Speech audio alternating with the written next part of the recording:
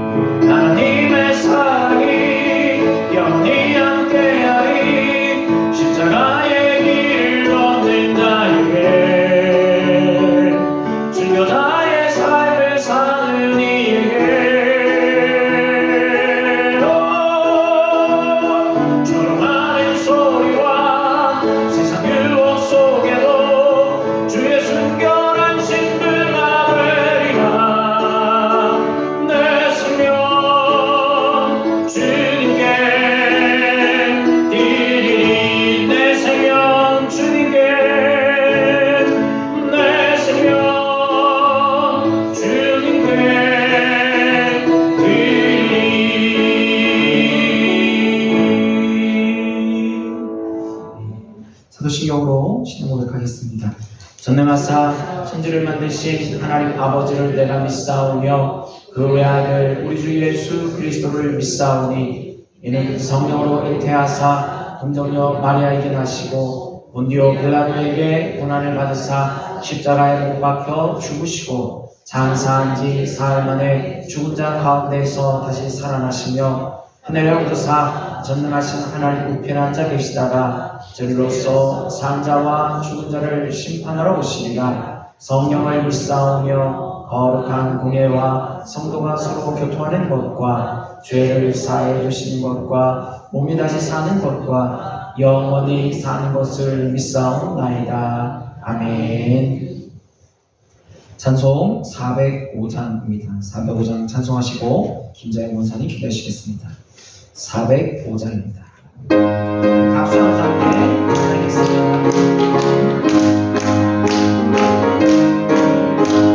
주의 친절한 아래 안기세 우리 마음이 평안하리니 항상 기쁘고 복이 되는 영원하신 아래 안기세 주의 아래 깊으신 아래 안기세 주의 아래 영원하신 아래 안기세 날이 갈수록 주의 사랑이 그를 광명하게 비치고 전성나는 이 변이 가리니 영원하신 아래 안기세 주의 아래 깊으신 아래 안기세 주의 아래 영원하신 아래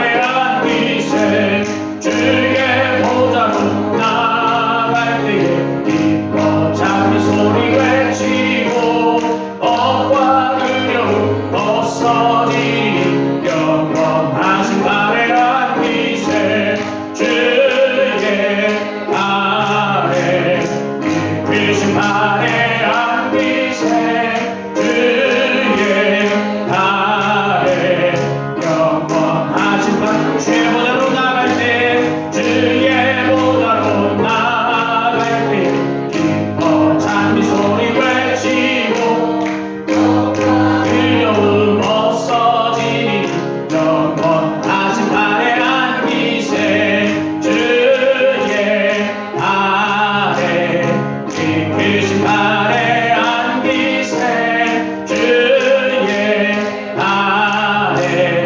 영원하신 아래 안기세. 우리를 주신 하나님 은혜 감사합니다. 오늘도까지 우리를 인도하여 주셔서 건강 주셔서 주님의 전에 나가서 내 책임감을 감당하게 해주시고 주님을 만나는 시간, 귀한 시간 주시니 감사합니다. 아멘. 아버지여 이 시간도 주님 앞에 나와서 예배드리게 하시고 강건하게 해주셨다오니 감사합니다. 우리는 아버지여 죄에 기다리고 병마에 기다리고 사는 것이 아니라 마음의 준비가 떳떳하고 복되게 주님 앞에 나올 때는 기쁘고 즐겁게 아버지여 우는 땅으로 주님 앞에 전한 것을 우리 하나님 좋아하시지 않는다고 했습니다. 기쁘고 즐겁게 나와서 예배드리는 자를 아버지가 받으신다고 하셨습니다. 나는 부족하지만 주님은 사랑해 주셔서 이 시간까지 도와주셔서 기쁘고 즐겁게 삶이 되게 하시고 지난 날들이 어려운 일들도 많았고 아버지 슬픈 일들도 많았고 기쁜 일들도 많았지만 지난 날을 기억지 말게 하시고 앞날을 생각하면서 우리 남은 세계엔 아버지 자유를 주셔서 기쁘고 즐겁게 주님 사랑하고 주님만 의지하고 살게 하여 주심을 원합니다. 우리가 힘으로 능으로도 못합니다. 지식으로 권력으로도 못합니다. 우리 하나님 때마다 일마다 도우시고 지켜주시고 붙들어 주셔서 영역간에 강건하게 해주시고 아버지 주님의 전에서 마음을 아파하고 뜻을 아파하여 협력하여서 선을 이루며 기도하면서 아버지 삶이 되게 하여 주심을 원합니다. 아버지 이 시간까지 지켜주신 은혜 감사합니다. 하나님 도와주셔서 우리 신영교회 식구들 다 영역간에 강건하게 해주시고 속회마다 다 공시켜주시고 가정마다 다 인가부들 시켜주시고 우주들마다 주께로 다 함께 나오게 해주시고 변화의 역사가 일어나게 해주셔서 우리가 체험하지 못한 은혜가 아버지 체험하고 살게 해주시고 앞날의 생활에 더 복되어서 많은 사람들이 돈이 되고 많은 사람들 전도하면서 살게 해주시고 우리 신앙교회로 꿀벌이 마냥 날마다요 아버지 온전히 모여들게 하여 주옵소서.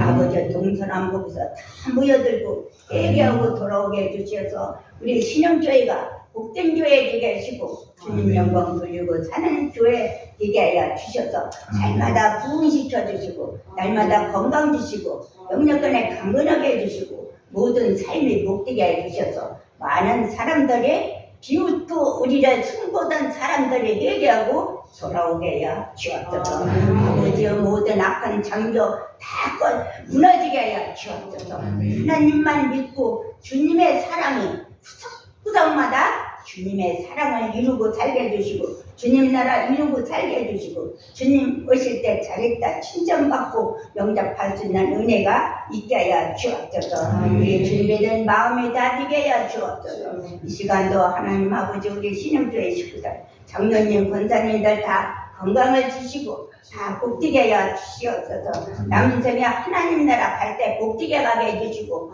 주님 영광 돌리고 살게 해주시고 동서남북에서 많은 사람들이 우리 신영교회를 부러워할 수 있도록 은혜 베풀어 주시옵소서. 우리 주의 사자 목사님 날마다 기도하십니다. 우리도 마음을 아파요 기도합니다. 아버지 두세 사람 있는 곳에 내가 있느니라고 주님 말씀하셨습니다. 주님의 이름으로 구할 때 내가 실현하리라고 말씀하신 주님 그 약속이 변치 말게 해주시고 다 허락하여 주실 줄로 믿고 기도합니다. 오늘도 아버지 귀한 시간에 다 함께 모이지 못했을지라도 바쁘고 힘들지라도 주님 아버지 들바닥에는 황금빛이 펴 있습니다. 황금빛이 다 아버지여 있습니다. 그러나 그 황금빛으로 우리가 만족을 누릴 수 없습니다. 우리 하나님 말씀으로 우리는 만족을 누리게 해주고 어제보다 오늘이 오늘보다 내일이 날마다 기쁘고 즐겁게 삶이 되게 해주고 우리 신영교회 아버지 우리 주의 사자 목사님의 가정을 다 지켜주셔서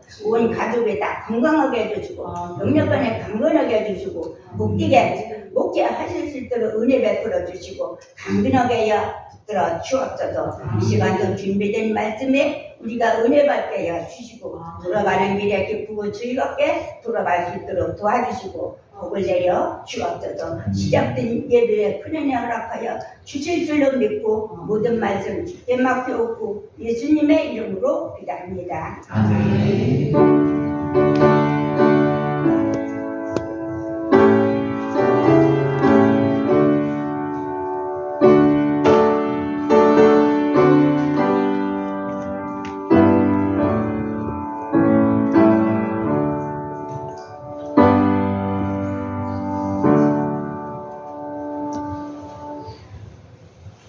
오늘 우리 주신 하나님의 말씀은 사도행전 15장 12절에서 21절입니다. 신약성경 213면입니다.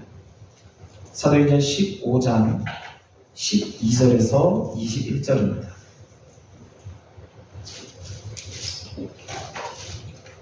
신약성경 213면입니다.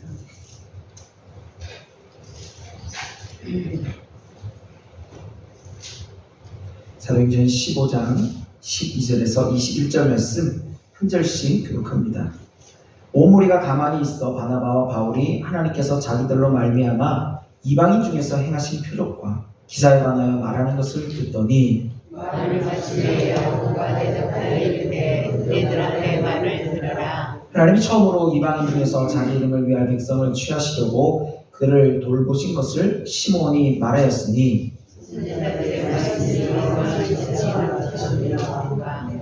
이후에 내가 돌아와서 다윗의 무너진 장막을 다시 지으며 또 그 허물어진 것을 다시 지어 일으키리니 이는 그 사람들과 모든 이방인들도 주를 찬양하려 하시니 즉 예로부터 이것을 알게 하시는 주의 말씀이라 함과 같으니라.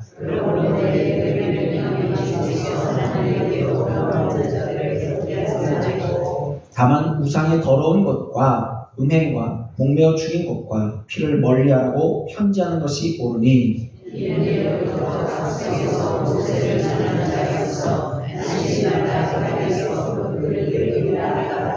아멘. 우리 옆에 분과 함께 인사하겠습니다. 주님의 이름으로 사랑합니다.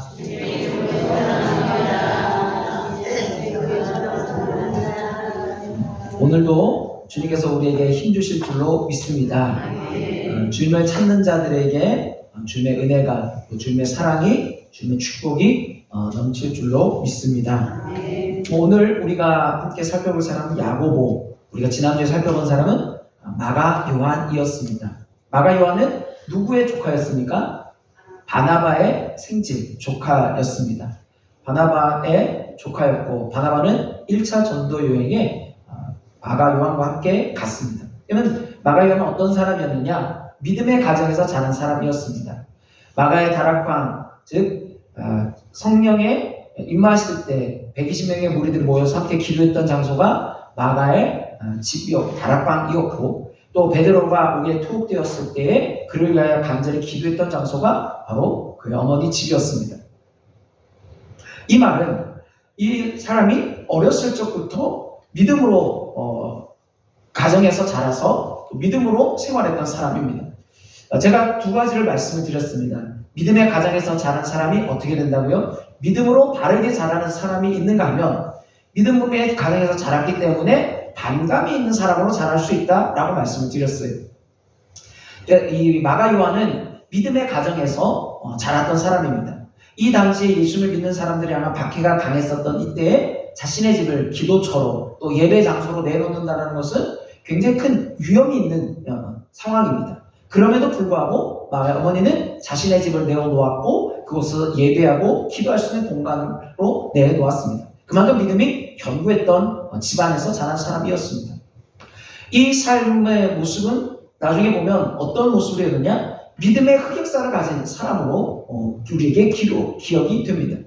예루살렘에서 내려올 때에 안디옥으로 이 바나바와 바울이 내려올 때에 마가 요한을 데리고 내려옵니다.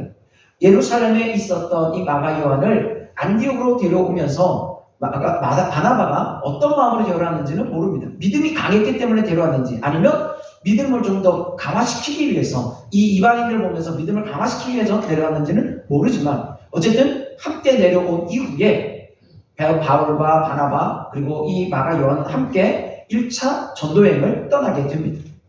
바울이 생각했을 때에 이들은 마가 요한과 함께 떠날 때 어디까지 갈 거라고 생각을 했겠습니까? 끝까지 이 여정을 마칠 것이라고 기대했을 거예요. 그런데 마가 요한은 밤빌리아라고 하는 곳에 버가에서 그를 떠나게 됩니다.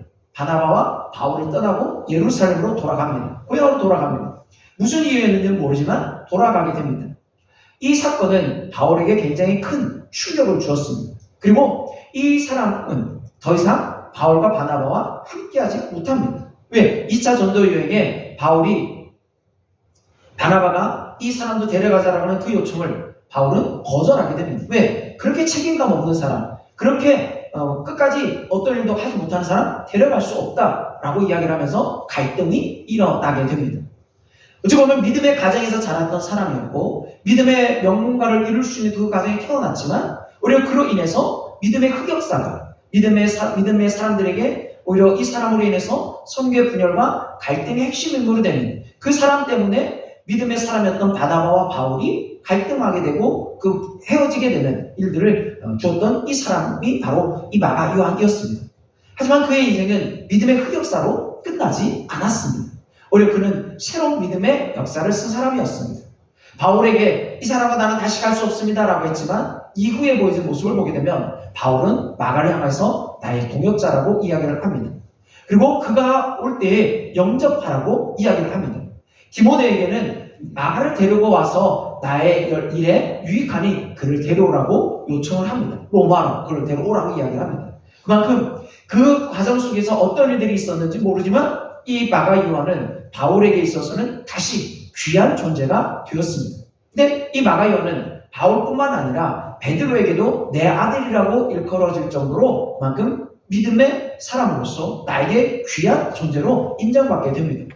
결국 이 사람은 어땠을까요? 믿음의 가정에서 태어나서 믿음이 흔들리는 믿음의 흑역사를 썼던 사람이었지만 결국 그의 인생은 다시 돌아와서 믿음의 사람으로 새로운 믿음의 역사를 써내려가며 마가복음도 기록하는 삶이 되었습니다.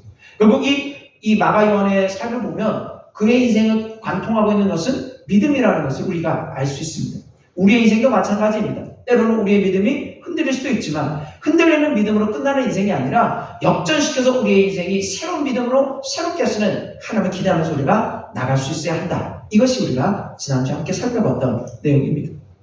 오늘은 그럼 누구에 대해서 함께 살펴볼 건가? 야고보에 대해서 함께 살펴보고자 합니다. 야고보. 그럼 혹시 야고보 성경에 보면은 여러 명이 나옵니다. 그렇죠? 이 야고보도 다른 사람이에요. 최초의 순교자는 누구였을까요?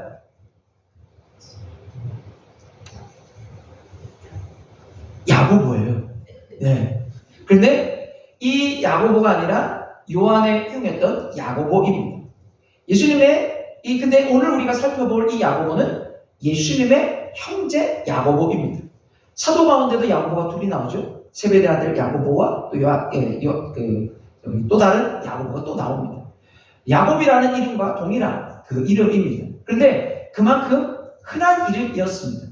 성경에 보면 이 야고보는 예수님의 형제였다라고 이야기합니다. 마가복음 6장에 보면 이 사람이 마리아의 아들 목수가 아니냐. 마리아의 아들 목수는 누구를 얘기했냐면 예수님을 의미합니다. 그런데 이 예수님에게 형제들이 있었다는 거예요. 그 형제들이 누구냐면 야고보와 요셉과 유다와 시몬이었습니다. 그리고 누이가 있었다라는 겁니다. 많은 이 예수님의 형제였던 이 야고보는 그러면 예수님과 늘 가까운 지냈던 사람이었고 예수님의 친족 형제였고 그리고 그 인생이 정말 예수님과 늘 동행했던 삶이었음을 보게 됩니다. 그래서 정말로 이 야고보가 그런 인생이었는가 한번 좀 살펴보겠습니다. 첫 번째로 이 야고보를 시작할 때 불신자에서 신자가 된 사람, 예수를 믿지 않다가 예수를 믿었던 사람이 바로 야고보였습니다. 요한복음 7장에 가면 이렇게 이야기를 합니다. 이는 그 형제들까지도 예수를 믿지 아니함이라 예수께서 이르시되 내 때는 아직 이르지 아니하였거니와 너희 때는 늘 준비되어 있다라고 예수께서 말씀하십니다. 근데 여러분 주목해서 볼 말씀은 뭐냐면 형제들까지도 예수를 믿지 않았다라는 거예요. 왜? 유대인들의 명절이었던 초막절에 가까웠을 때 형제들이 예수님께 말합니다. 당신이 행하는 일을 제자들이 보게 여기를 떠나 유대로 가십시오. 스스로 나타내기를 구하면서 묻혀서 일어나는 사람이 없나니 이 일을 행하려 하거든 자신을 세상에 나타내소서 이야기를 합니다. 뭐냐면 예수님 당신이 진짜 형님 당신이 진짜 메시아라고 한다면 유대로 가서 당신이 직접 드러내십시오 라고 이야기를 하는 거예요. 이 말은 뭘까요? 예수님이 진짜 메시아라는 것을 믿지 않았다라는 거예요. 믿지 않으니까 예수님 향해서 당신이 그러면 진짜 메시아라고 한다면 예루살렘에 올라가서 많은 사람이 있는 곳에서 내가 메시아라는 것을 드러내십시오 라고 이야기를 하고 있는 겁니다.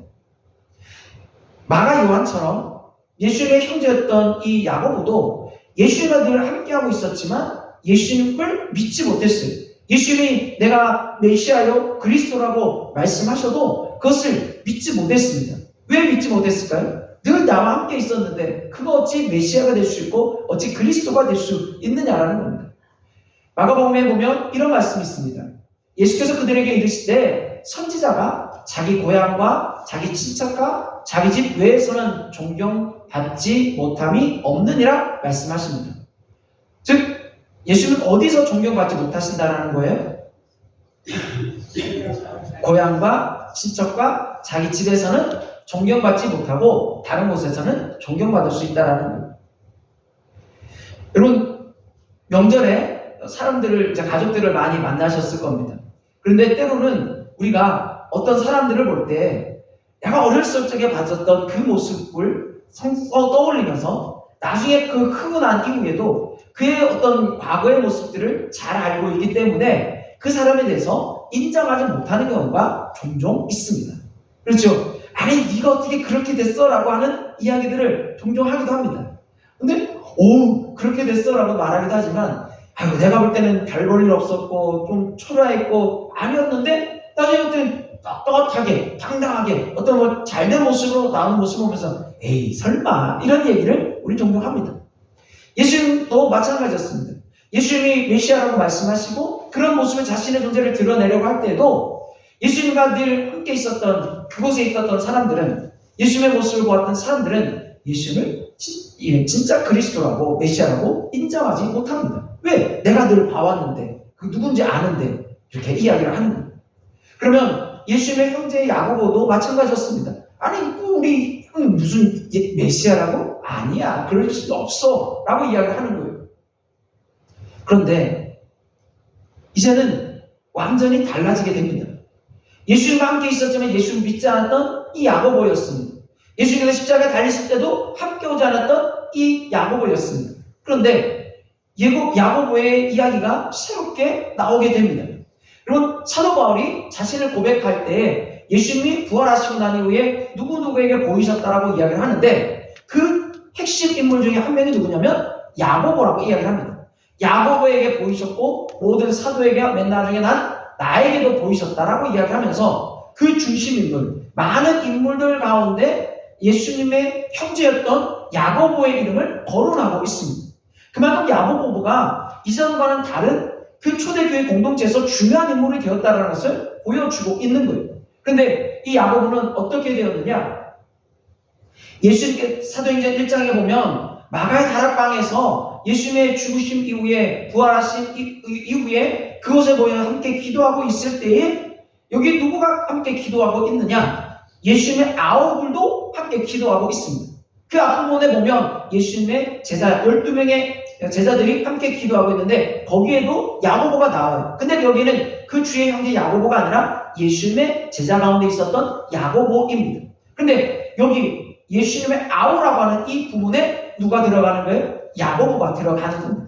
그러면 예수님을 집에 계실 때, 늘 함께 있을 때, 나사렛에 있을 때는 예수님을 메시아로 인정하지 않았던 이 야고보가 함께 기도하고 있는 이때에 예수님의 부활하심을 보고 또 이야기를 듣고 난 이후에 예수님을 제가 좀 전에 보여드렸던 이 말씀처럼 예수님이 보이셨던 그것을 예수님의 부활하심을 확인하고 난 이후에 이제는 어디에서? 마가의 다락방에서 기도하는 사람으로 바뀌어지게 된 거예요. 불신자에서 예수님의 부활하심을 보고 난 이후에 이제는 예수님께서 주실 성령, 보내겠다고 약속하셨던 성령 위해서 기도하는 사람으로 바뀌었던 겁니다. 우리 인생도 마찬가지입니다. 우리의 삶이 불신자에서 신자로 넘어오는 과정이 굉장히 힘들고 어렵습니다. 어떤 분들은 그냥 그 기독교 문화에 또 어릴 적부터 모태신앙으로 자랐기 때문에 그냥 신앙생활을 하는 사람도 있어요. 근데 그 신앙이 뜨겁지 않을 수도 있습니다. 그냥 따라가는 신앙이 될 수도 있어요. 야고보도 마찬가지였습니다. 예수님과 늘 함께 있었지만 예수님이 메시아라는 걸 인정하지 않았어요. 그렇지만 어느 순간 예수님의 부활하심을 본 이후에는 그의 생각이 완전히 달라지게 됩니다. 예수님은 형제들에게 인정받지 못했던 분이었지만 형제들이 바뀌어지게 됩니다. 함께 예수님이 메시아라는 걸 알고 예수님에게 기도하고 그의 인생이 완전히 달라지게 되었다는 겁니다. 야고보, 예수님과 늘 함께 있었지만 그 인생이 예수님을 인격적으로 만나지 못했을 때는 예수님을 그리스도로 인정하지 않습니다. 하지만 예수님을 인격적으로 만나고 난 이후에는 그의 인생이 완전히 주님을 위한 인생으로 달라지게 됩니다. 우리 인생도 마찬가지입니다. 불신자에서 신자로 넘어가는 과정이 어떤 사건, 어떤 계기가 있어서 그렇게 넘어가게 됩니다. 우리 삶도 내가 주님을 만났던 그 삶, 그 간증의 삶, 내가 주님을 만났던 그 역사적인 사건이 우리의 삶을 새롭게 하는 인생으로 바뀌어지게 되는 것을 우리가 잘 기억해야 합니다. 그래서 이 야고보는 예수님을 뭐라고 자신을 소개할 때 이렇게 얘기합니다. 야고보서를 쓰니 야고보는 이렇게 말합니다. 주 예수 그리스도의 종 야고보는 흩어져 있는 12지파에게 문안한다라고 이야기합니다. 야고보가 누구예요? 예수님의 동생이. 그러면 뭐라고 이야기하는 게 맞을까요? 형님. 형님이라고 하는 게 어찌 보면 더 자연스러운 말이에요. 그런데 그가 예수님을 뭐라고 얘기해요? 나는 예수님의 종입니다 라고 이야기를 합니다.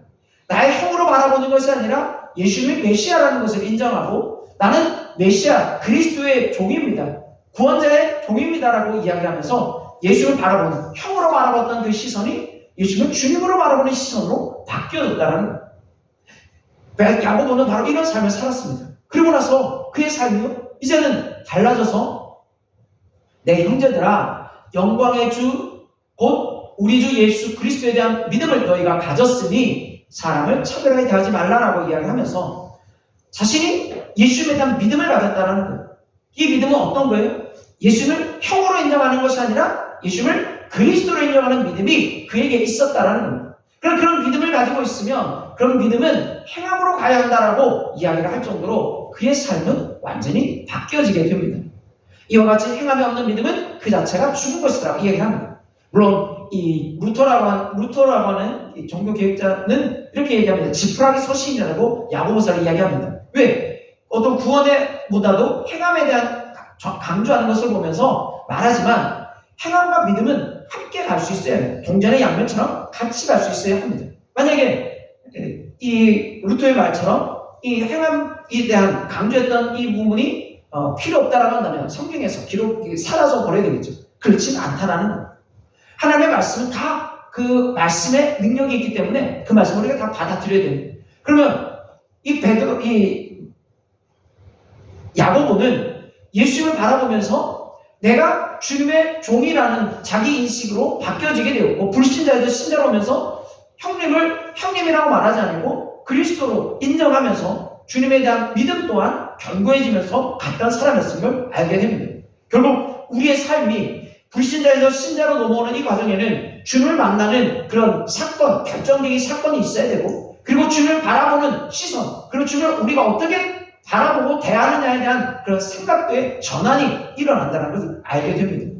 야고보는 이런 생각의 전환, 그리고 주님을 바라보는 시선의 변화가 있었던 사람이었고, 예수님에 대한 믿음에 또한 견고함이 있었던 사람이었습니다. 두 번째로 그는 어떤 사람이었느냐? 교회의 기둥이 되는 사람이었습니다. 그럼 갈라디아서 2장 9절 말씀입니다. 우리 같이 한번 읽어보실까요? 시작. 또 기둥같이 여기는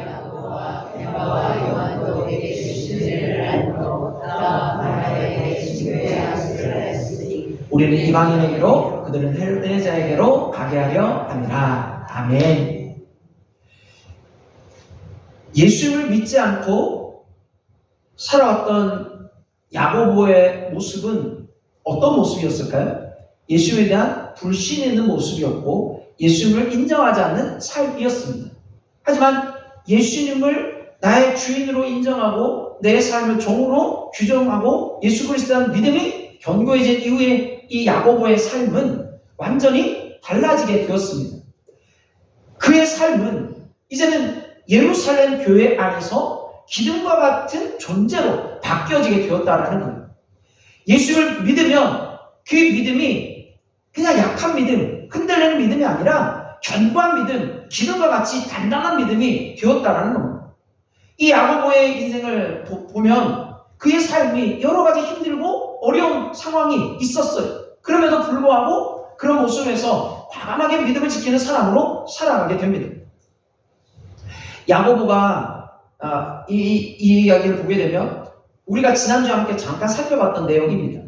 베드로가 감옥에 갇혔을 때 그 마가의 어머니 집에서 그들이 함께 기도하고 있었습니다. 로데라고 하는 꼬마아이가 나와서 베드로가 왔어요 라고 얘기했을 때 사람들은 에이 설마 라고 이야기를 합니다. 근데 그때 베드로가 들어오면서 이야기를 합니다. 그들에게 손짓하여 조용하게 하고 주께서 자기를 이끌어 옥에서 나오게 했던 일을 말하고 또 야고보와 형제들에게 이 말을 전하라고 떠나 다른 곳으로 갔다라고 기록을 하고 있어요. 이 말은 뭘까요? 왜 야고보라는 이름이 특정돼서 나왔을까요? 야고보가 어떤 존재였기 때문일까요? 야고보가 초대교회 공동체에서 그만큼 중요한 지위를 차지하고 있었다는 겁니다. 여러분 어떤 누군가에게 나의 이야기를 할 때에는 그 사람이 어떤 귀한 존재거나 혹은 중요한 위치에 있는 사람이고 그 일을 내가 이 이야기를 들어야 만한 사람이기 때문에 하는 겁니다. 그러면 초대교회 공동체 안에서 야고보의 지위는 그만큼 중요한 지위에 있었다는 거예요. 초대교회 리더 중에 가장 중요한 사람 중에 한 사람이 베드로였어요. 그런데 베드로조차도 누구에게 말하라는 거예요? 야고보에게 말하라는 거예요. 야고보가 그만큼 이 초대교회 공동체 안에서 차지하고 있던 그 위상과 지위는 굉장했던 것을 보게 됩니다. 어떻게 그렇게 될 수 있었을까요? 그가 그만큼 초대교회를 세워가는 데 있어서 아주 중요한 역할을 할 수 있는 기둥과 같은 그런 흔들림 없이 사람들의 믿음을 세워가는 데 일조했던 사람이었기 때문입니다. 사도행전 15장은 우리가 흔히 예루살렘 회의라고 이야기를 합니다. 예루살렘에 있었던 그 회의 내용은 뭐냐면 바울과 바나바가 이 예루살렘으로 올라옵니다. 그리고 그곳에서 어떤 이야기들이 일어나게 되냐, 이방인에게 선교를 해야 되느냐 말아야 되느냐 라고 하는 이 이야기로 이 예루살렘 회의가 이야기가 진행이 됩니다. 근데 그때 다 이야기를 듣습니다. 이거 보세요. 온 무리가 가만히 있어 바나바와 바울이 하나님께서 자기들로 말미암아 이방인 중에 행하신 표적과 기사에 관하여 말하는 것을 듣더니 말을 마침에 야고보가 대답하여 이르되 형제들아 내 말을 들으라 이야기를 합니다.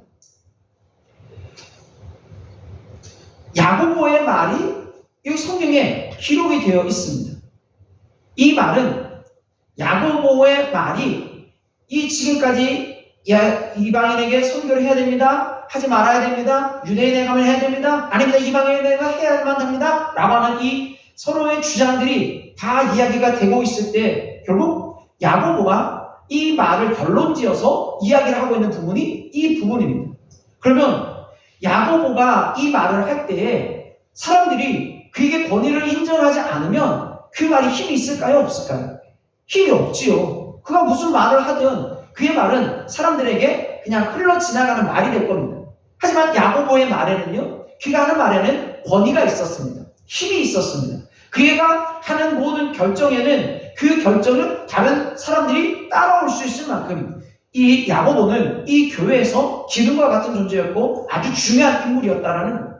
그러니까 야고보가 대답하여 이르되 형제들아 내 말을 들으십시오 라고 하면서 이 회의에 있어있던 모든 내용들을 다 듣고는 정리를 해주는 겁니다. 그만큼 야고보가 이 초대교회 예루살렘 교회에서는 아주 중요한 역할을 했다는 거예요. 교회 기둥과 같은 역할을 했다는 겁니다. 여러분 기둥이 무너지면 어떻게 되죠? 건물은요 사라지게 됩니다. 무너지게 되어 있어요. 기둥과 같은 존재였기 때문에 그의 말 한마디 한마디에 힘이 실렸고 그의 말에 권위가 있게 되었던 거예요. 야고보가 바로 그런 사람이었습니다.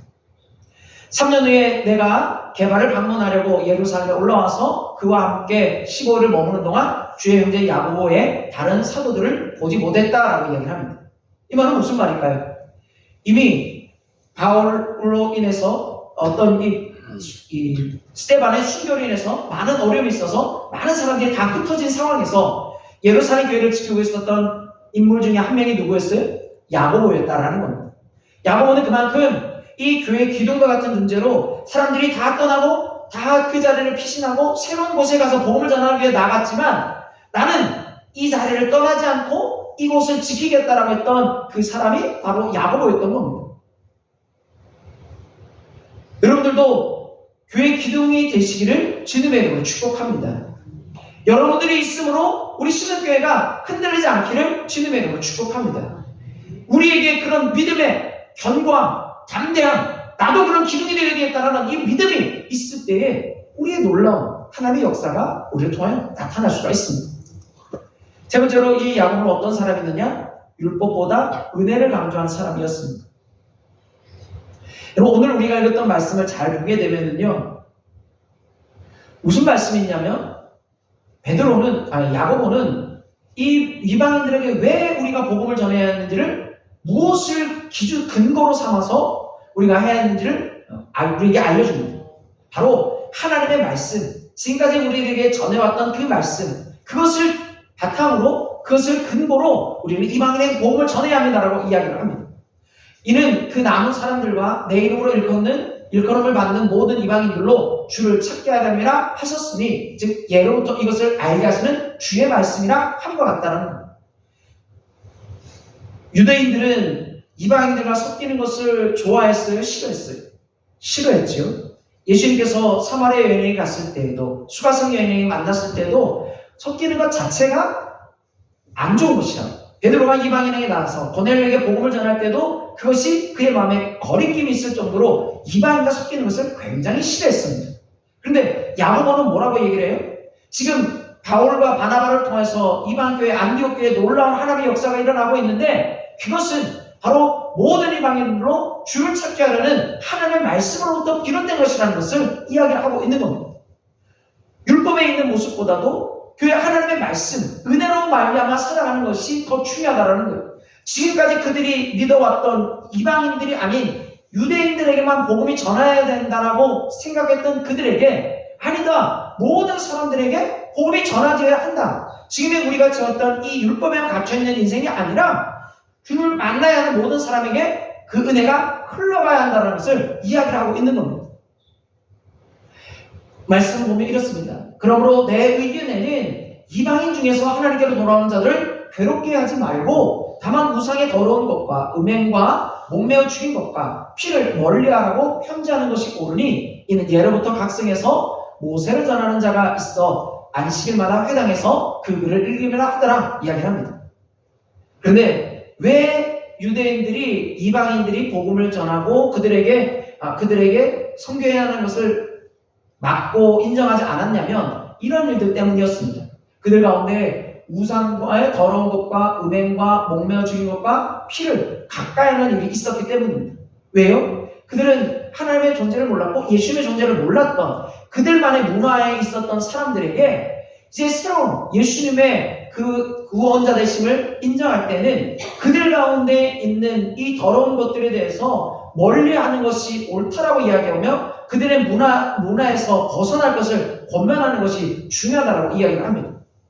왜냐하면 이때 유대인들이 이방인들이 그들이 하나님의 선민이 될 수 없었던 것은 할례를 받지 않은 사람들이었기 때문에 그리고 유대인의 전통에 입각해서 그들이 살지 않는 존재였기 때문에 그들은 완전히 배격하고 있었던 거예요. 그런데 뭐라고 이야기를 하는 겁니까?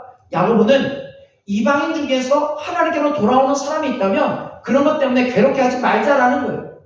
이게 뭐예요? 지금까지 내려왔던 그 율법에 벗어나는 인생이 있다 할지라도 율법에 배워서 너는 되고 너는 안 되고가 아니라 은혜로 하나님께 말씀하셨으니 모든 사람을 다 품어주면서 그 삶에서 과거의 어떤 어둠의 삶에서 하나님을 떠나 있던 삶에서 가까이 오게끔 과거의 삶과 멀어지는 인생으로 하나님과 가까운 인생으로 돌아가는 은혜의 삶으로 살아가자고 권면하는 게 더 옳다라고 이야기를 하고 있습니다. 여러분들은 어떠십니까? 율법이 중요합니까? 은혜가 더 중요합니까? 뭔가 옳고 그름에 대해서 분명히 하는 것 중요할 수 있습니다. 그렇죠? 중요합니다. 그런데 때로는 그것이 나를 낮추고 나를 내려놓고 은혜로 세워지는 것이 더 중요할 때도 있습니다. 내가 좀 손해보는 것이 더 은혜로울 때가 있다라는 거예요. 사람 누가 손해보고 싶습니까? 손해보고 싶지 않아요. 손해보면은 바보 같고요. 속상하고 어렵고 힘들 때 많습니다. 하지만 주님이 우리를 위해서 손해보셨잖아요. 나 때문에 십자가에 죽으셨잖아요. 나 때문에 주님께서 그 모진 고난을 당하셨잖아요. 우리가 그것을 안다면 우리의 인생 가운데 때로는 우리가 손해보는 일이 있어도 속상한 일이 있어도 율법에 이것이 아니라는 것을 우리가 생각하더라도 그것을 넘어서 은혜로 우리의 삶을 살아가는 삶이 우리에게 필요하다는 겁니다. 이 야고보의 이 이야기는요, 결국 이방인들도 우리가 품고 그들을 향하여서 주님께서 말씀하셨던 사마리아와 땅끝까지 이르러 증인되라고 하셨던 그 말씀의 확장으로 넘어가게 되는 아주 중요한 회의가 바로 예루살렘 회의였고 누구의 입을 통해 결정되느냐? 결국 야고보가 이런 이야기를 하면서 정리를 함으로 이방인을 향한 선교의 확장이 되게 되었다는 겁니다. 결국 우리의 인생 가운데 처음에는 주님과 함께 있으면서도 불신자의 인생을 살아가는 우리의 삶이 신자의 삶으로 살아갔던 야고보처럼 우리의 인생이 주님을 만났으면 이제는 우리의 생각도 우리의 시선도 우리가 바라봐야 할 것도 주님을 위한 인생이 되어야 하고 이왕 예수를 믿기로 했으면 기름과 같은 존재가 되어야 합니다. 야고보처럼 말이에요. 그리고 그런 존재가 되었다라고 한다면 율법에 배어있는 인생으로 이렇게 저렇게 그냥 칼을 대면서 이것이 옳다 저것이 틀리다라고 하면서 난도질하는 신앙 생활을 하는 것이 아니라 정말 하나님이 원하시는 땅끝까지 이르러 모든 사람들이 주께로 돌아오는 일을 위해서 우리가 가지고 있는 것들도 과감히 포기하면서 은혜로 그들을 품어줄 수 있는 인생으로 사는 것이 우리에게 필요하고 멋진 신앙의 모습입니다. 저는 우리 신흥교회가 이런 교회 되기를 주님의 이름으로 축복합니다. 내가 교회 기둥이 되겠습니다. 이런 마음 가진 성도들이 많아질 때 교회 기둥이 많아지면 더 튼튼합니다. 하나가 무너져도 다른 기둥이 있기 때문에 더 무너지지 않습니다. 하지만 기둥이 하나만 있다면 기둥이 작다면 작은 하나가 무너져 버리면 와르르 무너질 수밖에 없습니다. 우리 성도님은 좀 멋지게 신앙생활 했으면 좋겠습니다. 주님, 제가 기둥이 되겠습니다. 제가 그 일을 감당하겠습니다. 그런 성도님들이 많아졌으면 좋겠습니다. 이왕 예수를 믿는 거 멋지게 한번 믿어보고 싶겠습니다. 그 믿음의 삶을 살겠습니다. 이런 성도들이 많아졌으면 좋겠습니다. 볼 때 별 볼 일 없는 것 같고 볼 때 희망이 없는 것 같아 보인다 할지라도 그 기둥이 있으면 놀라운 하나님의 역사는 계속해서 이어집니다. 여러분, 지금 예루살렘 교회는요, 어찌 보면 그냥 형태나 이런 모습들은 아주 작게 남아있는지도 모릅니다. 하지만 그 예루살렘 교회는 바로 그 존재만으로도, 야고보와 같은 그 기둥과 같은 존재가 있었던 것만으로도 지금도 우리에게 예루살렘 교회는 모든 교회 모교회처럼 우리에게 여겨지고 있습니다. 우리의 삶에 여러분들을 통해서 모든 사람들이 기도와 같은 그 누군가를 떠올릴 수 있는, 그 교회를 떠올릴 수 있는 그 교회가 될 수 있도록 여러분들이 그 일에 힘써 주실 수 있기를 주님의 이름으로 축복합니다. 오늘 주신 말씀을 생각하면서, 제가 이 말씀을 생각하면서 이런 기도 제목을 한번 써봤습니다.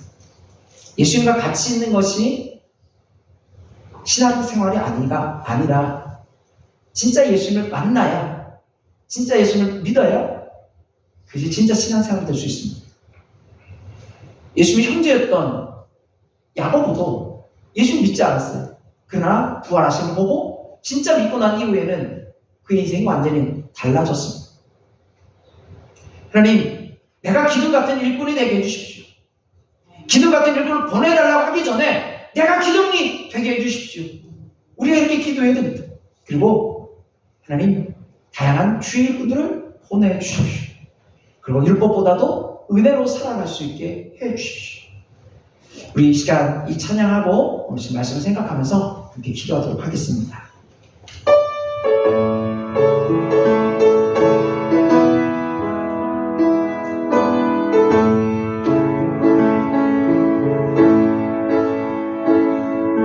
내 마음에 주를 향한 사랑이 나의 마음에 주가 주신 증거, 나의 눈에 주의 눈물 채워주소서.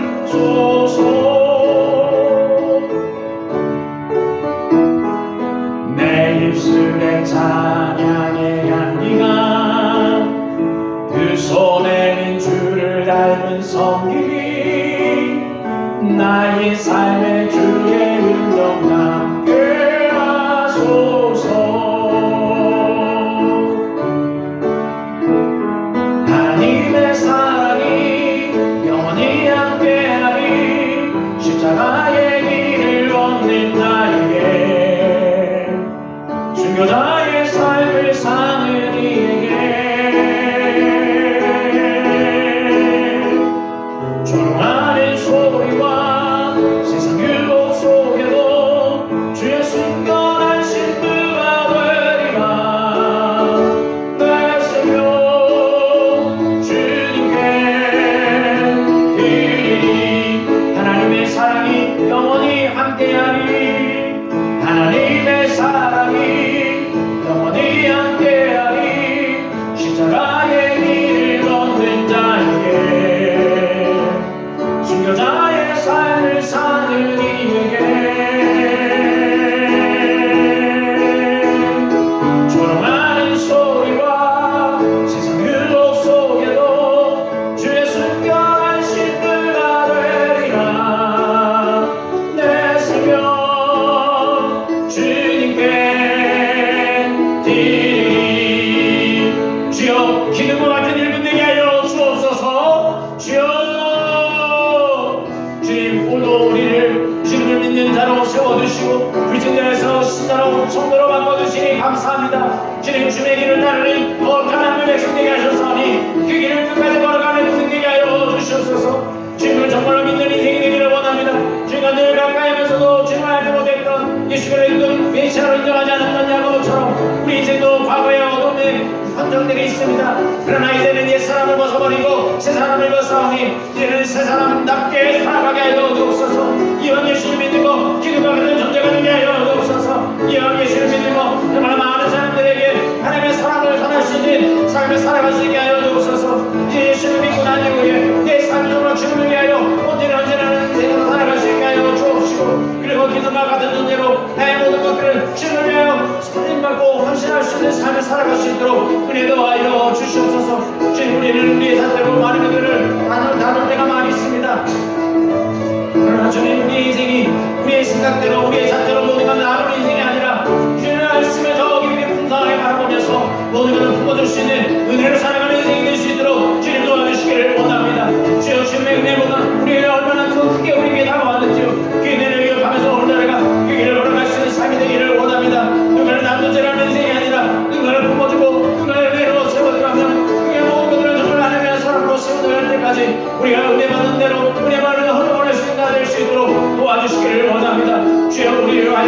하나님께서 주시는 기름과 같은 존재로 세워주셔서 우리가 서 있는 그 자리에서 내가 있으므로 우리가 서 있는 공동체가 든든하게 세워나갈 수 있도록 도와주셨소서. 기름과 같은 존재들이 많아질 수 있게 해주시옵시고 그것에 내가 되겠다라는 믿음을 가지고 살아갈 수 있는 우리의 삶이 되게 도와주시옵소서. 믿음으로 살아갈 수 있도록 도와주옵소서.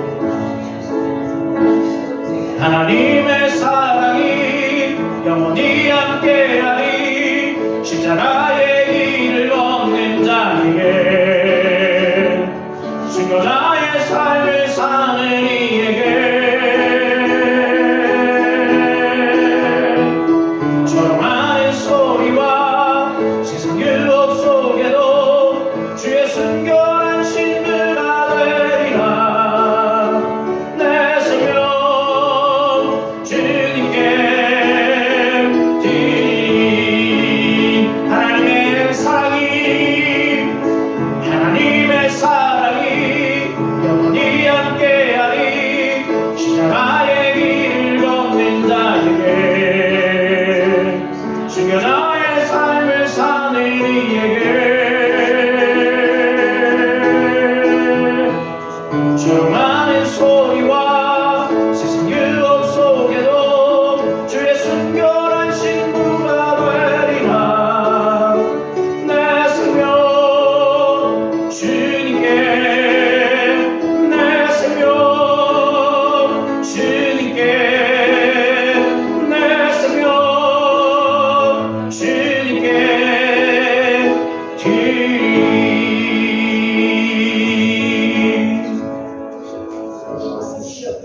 주님, 예수를 믿는 인생이라면 멋지게 기름과 같은 존재로 예수님 믿는 인생이 되게 하여 주시옵소서. 이왕 예수님 믿는 인생 멋지게 주님의 뜻을 따라가는 인생 되게 하여 주옵시고, 그리고 이왕 예수를 따라가는 인생이라고 한다면 세상 사람들이 살아가는 그 길로 가는 것이 아니라 주님이 원하시는 그 길을 담대하게 맞서며 나갈 수 있도록 도와주시옵소서. 주여, 내가 교회의 기둥이 되기를 원합니다. 주여, 나를 기둥으로 세워 주시옵소서. 흔들리는 기둥이 아니라 견고한 기둥이 되게 하여 주시옵소서. 주님, 우리의 기둥들이 많아질 때 우리들이 서 있는 자리자리마다 하나가 무너져도 든든하게 세워지게 될 줄로 믿사오니 주여, 나를 그 기둥으로 세워주셔서 어느 것이 무너지더라도 무너지지 않는 우리의 공동체 되게 하여 주시옵소서. 주여, 그 일을 위하여 우리를 부르셨사오니 그 일을 감당하며 나가게 하여 주옵소서. 주님, 우리가 서 있는 삶의 자리에서 뭔가를 가르는 인생으로 사는 율법에 매인 인생이 아니라 은혜로 살아가는 인생 되게 하여 주시옵소서. 무언가를 세우고 살기 위해서 율법을 넘어서야 하는 그런 상황이 올 때 율법을 넘어설 수 있는, 지금까지 내가 알고 경험했던 것을 뛰어넘을 수 있는 은혜의 삶을 살아가게 하여 주시옵소서. 그것이 우리에게 손해가 된다 할지라도, 그것이 은혜가 된다면, 그것이 은혜로 우리의 삶 가운데 주어질 수 있다면 과감하게 그 길을 선택하는 우리의 삶이 되게 하여 주시옵소서. 그래요, 주님의 은혜를 우리의 주변에 흘러보내는 삶을 살아가게 하옵소서. 예수님의 이름으로 기도하옵나이다. 아멘. 오늘은 믿음 속을 위해서 함께 기도하겠습니다. 오은자 원사님이 그래도 열심히 힘들고 어려우신데도 불구하고 열심히 잘 섬기고 계십니다. 우리 성도님들의 건강을 위해서 함께 기도해 주시고요. 서로 사랑하고 가정마다 인가기도 되게 해주고 또 모이는 곳에 힘쓰게 하고 전대 사명 잘 감당할 수 있게 해달라고 믿음 속을 위해서 함께 기도해 주시고요. 그리고 신당이와 청년부를 위해서 주님이 주신 땅으로 함께 찬양하고 기도하도록 하겠습니다.